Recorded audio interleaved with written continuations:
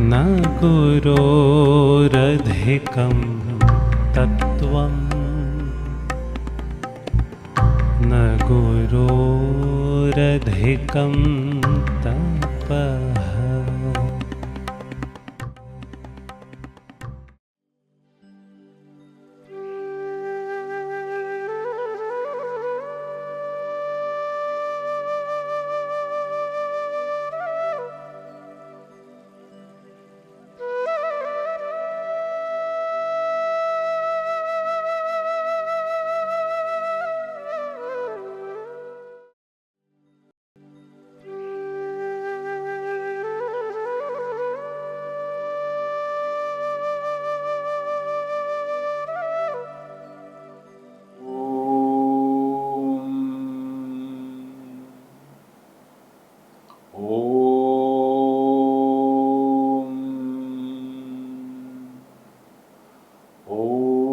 श्री गुरुभ्यो नमः। हरि ओम।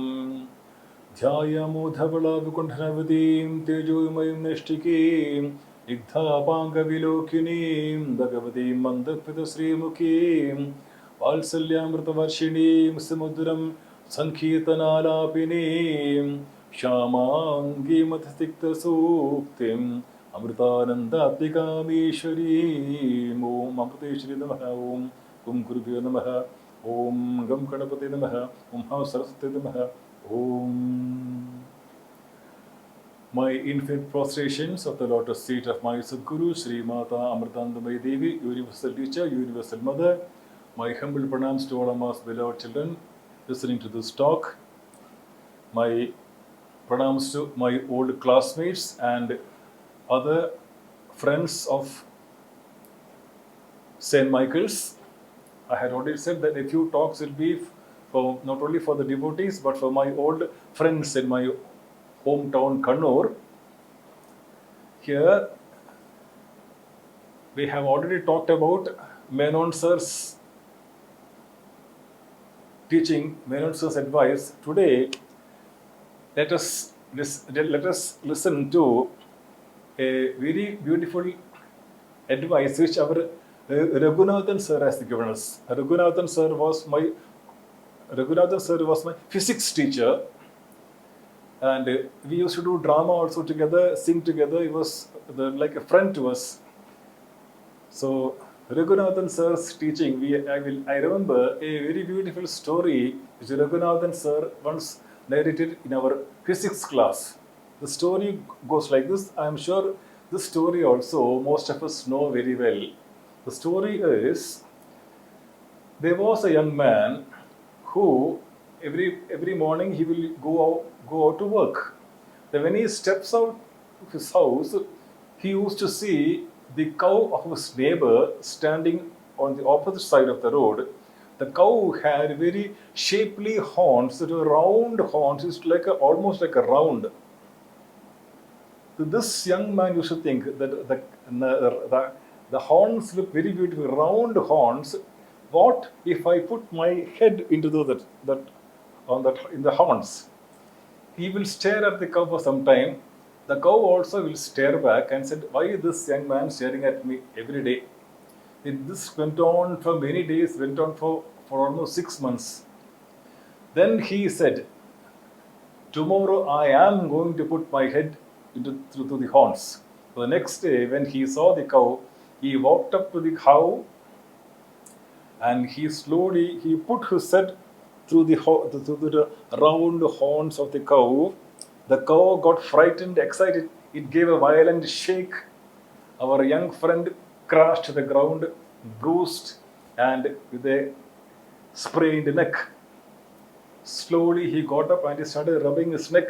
The people nearby, they came running and said, "What young man?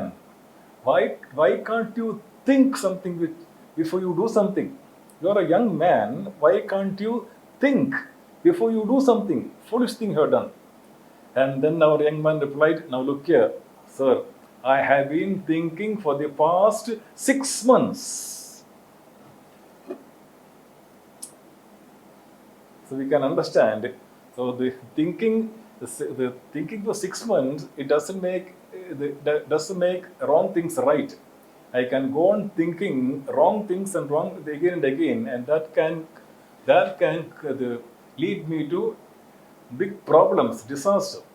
So this is what our the Raghunathan sir told us. It is a very humorous story. Therefore, thinking has to be corrected. So there you can see now it is Ramayana Masam. We can see two examples. One example is Kaikeyi was more fond of Sri Rama than her own son Bharata. She was so fond of Rama, but Manthara, she managed to poison Kaikeyi by slowly the advising her wrong thought into the mind. He started thinking. That the right thinking was replaced, and the wrong thinking started gaining momentum, and finally, the Kaikeyi, who was so fond of Rama, started such a hatred for Rama, and she called she asked the king, her husband Dasharatha, Rama should be sent to forest for 14 years, and my son Bharata should be crowned king. We know the story very well. I will not elaborate.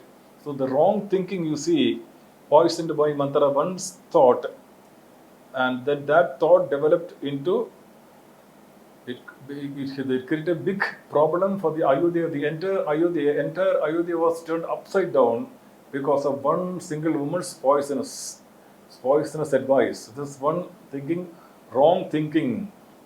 And the better example is Surpanaka, when her nose and ears were cut by Lakshmana, she went back to Lanka and she lied to Sri Rama. She lied to, only Rama's thought is coming.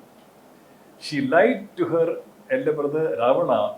Oh, elder brother, there was such a beautiful young woman. I wanted I had never seen such a beautiful woman. She is only for you. Only you deserve her. I tried to bring her, but those two brothers, they cut off my nose and my ears and my breasts. She is such a beautiful girl. You are the only person who deserve her. She is such a beautiful woman. That one spark of fire was lit in Ravana's mind by the poisonous Surpanaka. She is the most beautiful woman. It is I mean Ravana. She is the most beautiful woman, so I want her. Most beautiful woman, I want her. Most beautiful, I want her. I want her. He went on thinking. That spark of fire, as he goes on thinking, wrong thinking, continuous wrong thinking, it became the spark of fire put in by Surpanaka. It became a big conflagration. It finally burnt the entire Lanka and finally destroyed Ravana and his entire clan. One spark of fire, one thought allowed to continue. Therefore, the control of the mind, what is control of the mind? Not allowing, becoming aware of a wrong thought and then not allowing that wrong thought to continue. That is what we call as control of the mind. When suddenly bad thought may come, a negative thought may come, I said, no, get out. That is what we call as control of the mind. That can be got only by the grace of a guru. So you can see, another example I can tell you, the continuous wrong thinking, negative thinking, is the lack of discipline thinking. Because we are not trained. It's lack of training. We cannot blame anybody. We were not trained to think properly in the right direction. Another example from our Amma's devotees. A few years back, when Amma was abroad, and I was in Chennai, a young lady and her mother came to me. I knew them. A young lady, the lady devotee and her mother, she came to me and she told me, Swamiji, I am going to divorce my husband. He hit me. Therefore, I'm going to divorce him. I said, now look here, please don't take hasty decisions. Say, mistake can be made by anybody. He may have suddenly got angry, he may be short-tempered. So you should forgive him, wait. let us slowly rectify. These are all major decisions. Don't take major decision by yourself. You wait for another 1 month. Amma will come back. When Amma comes back, you go tell Amma, and then follow Amma's advice. She said, okay, Samjan. She went back, and she and her mother went back. The same evening, her husband came. And he said, Swamiji, he was crying, Swamiji, I suddenly lost my temper, I hit my wife and now she is going to divorce me. I was really crying.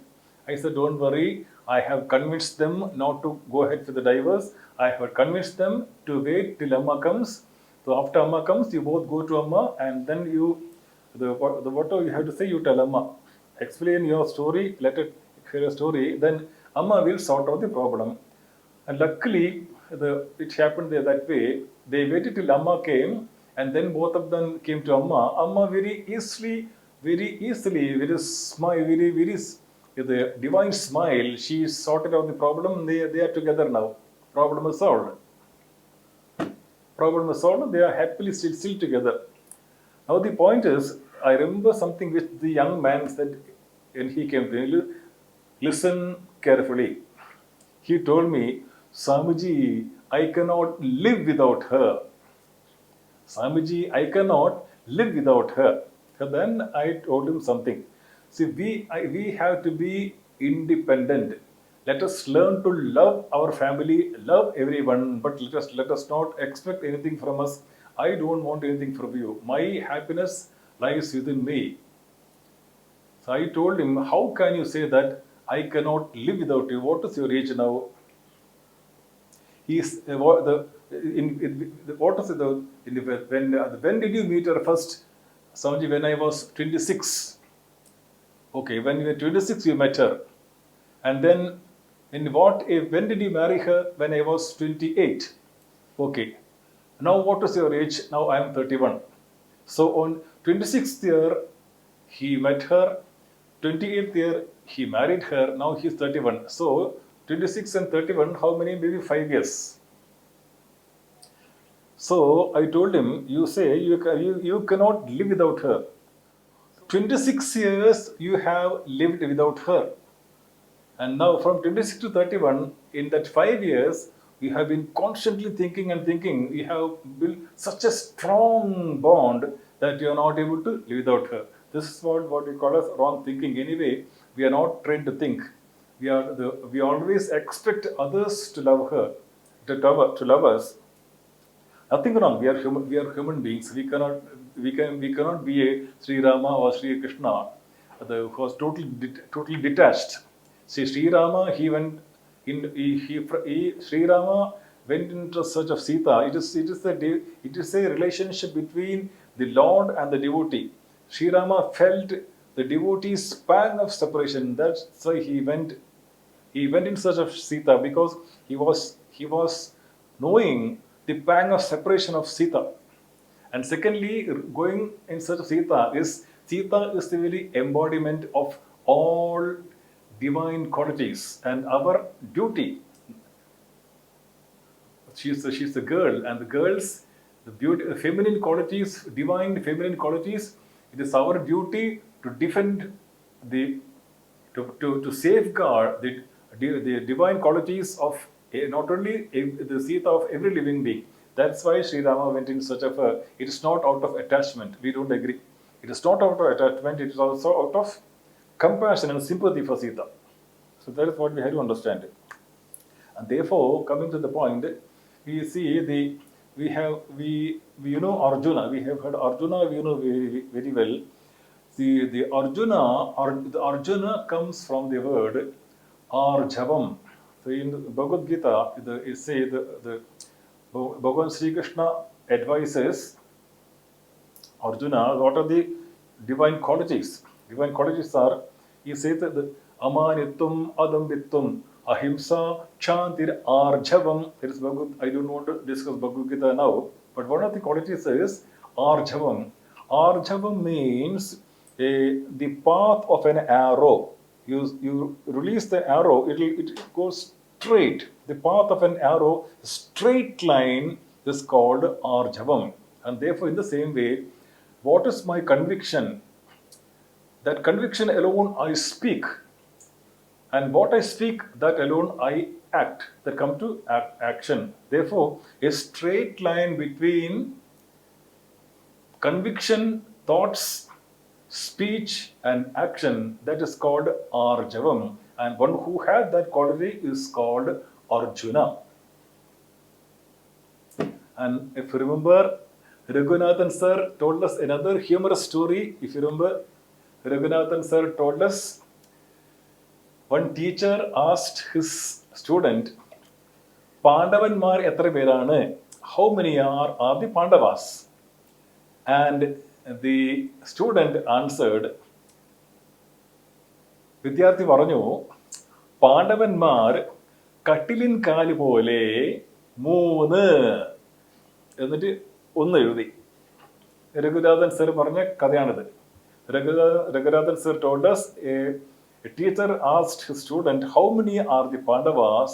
And the student replied, Pandavas are like the legs of a cot, they are 3.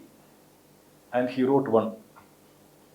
So Pandavas are 5, legs of a cot are 4. He said 3, he showed 2, and he wrote 1. So this is our mind has a hole, So whatever is inside the mind, it comes out, it drains out, and finally nothing remains there. Therefore, from the thought, the conviction, the speech is something different. The action is totally. There is no straight line between my conviction, the speech and action. And again, we have to learn. We have to be taught to think. There are youngsters who have been brainwashed, including our beloved sisters and daughters. They have been brainwashed. There are many of our youngsters who have been brainwashed, and they have become convinced this is true, and they have been taken away from our country and made to fight against our own country. I have to tell this openly, my dear young brothers and sisters, my dear friends. I have to tell this openly. So conviction, we says, Tasmat Shastram Pramanam Te Karya Vyavasthithau. Let the Shastras, as the Guru, and our scriptures, let them be your guide. Read them very well, understand very well, not by reading, listening to our Acharya, listening to our Gurus. Let our conviction be correct. Once the conviction is correct, our culture, we never compare our religion to other religions. Every religion is for a set of people. So we never compare my guru is the greatest guru, your guru is inferior guru. We never say that. I never say that my Amma, for me, Amma is the best guru. For me, I didn't say for everyone. I never compare. So each guru has his own place. That is it depends upon the level of maturity of the generation. When one Acharya says some philosophy, for that generation, that is the best philosophy. Then after some time, another generation comes, another Acharya comes, he means something little different. That is for that generation. Therefore, we never compare. But at the underlining, we can see that the entire universe is one cosmic family, and therefore that is called Vedanta Shastra. And again, knowing that, we should know, we have to understand that our culture, our Vedic culture, now in the olden days, Vedas were only for a few people. Now everybody can learn the Vedas, the Puranas. So let us understand that. And understanding that, let us try to let our conviction first become pure and concentrated. Conviction is the basic thing, and then when we conviction, that alone we speak, and when we come to action, that whatever we are convinced, that comes to the speech, and then that alone we act. For that we need spiritual strength.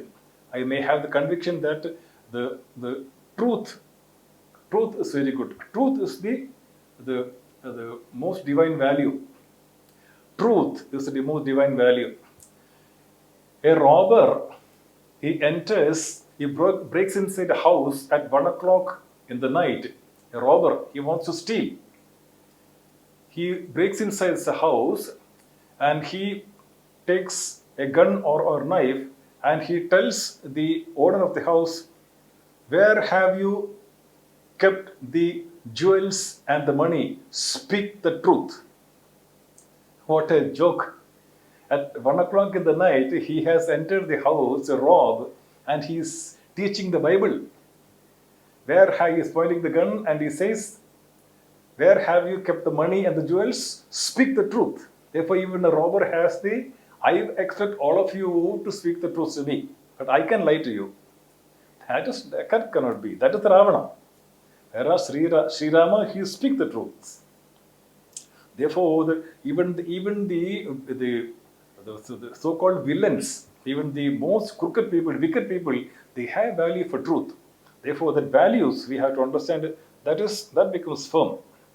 So the Satyam, the Taittiriya Upanishad says, Satyam Vada Dharmam Chara. They say, this is speak the truth. Taittiriya Upanishad, we also say that. So we have to be convinced that if I expect others to speak truth to me, first I should speak to them. If I expect all of you to be very kind to me, first I should be kind to you. That's what Amma said. I asked Amma, what should I do that I want everyone to love me? So what should I do? Amma said, there's only one way. You first love others. You first love us, and others will love you. That's all. And therefore, that conviction that let me offer the best to the others to the best of my capacity. Our capacity varies from individual to individual. There are some millionaires, there are Amma's devotees, they're millionaires, they give millions in charity. We cannot do that. Whatever I have, let me give whatever I have, let me give that. That is the conviction. And therefore, integrity, that is the topic which our Raghunathan sir indirectly hinted and advised us. So be pure in thought and pure in speech and pure in action. So let us remember Raghunathan sir. By God's grace, Raghunathan sir is still in his body near Palakkad.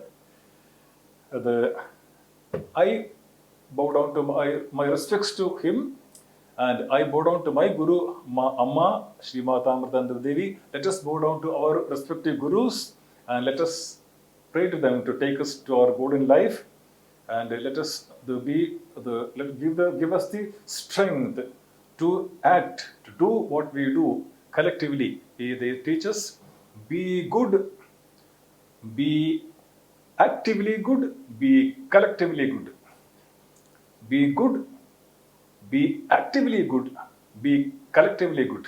If I if I see something wrong, then I just keep quiet. That's amounting to supporting the wrong thing. If it's possible, I should go and correct it. That is what I have to say. So let us bow down to our gurus, our teachers, our elders, our parents, and get their blessings. And let us be true citizens of our country.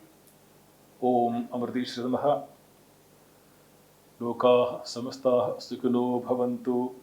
Loka samasta sukino bhavantu. Loka samasta sukino bhavantu.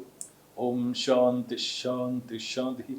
Om Shri Guru Bhyo Namaha. Hari Om.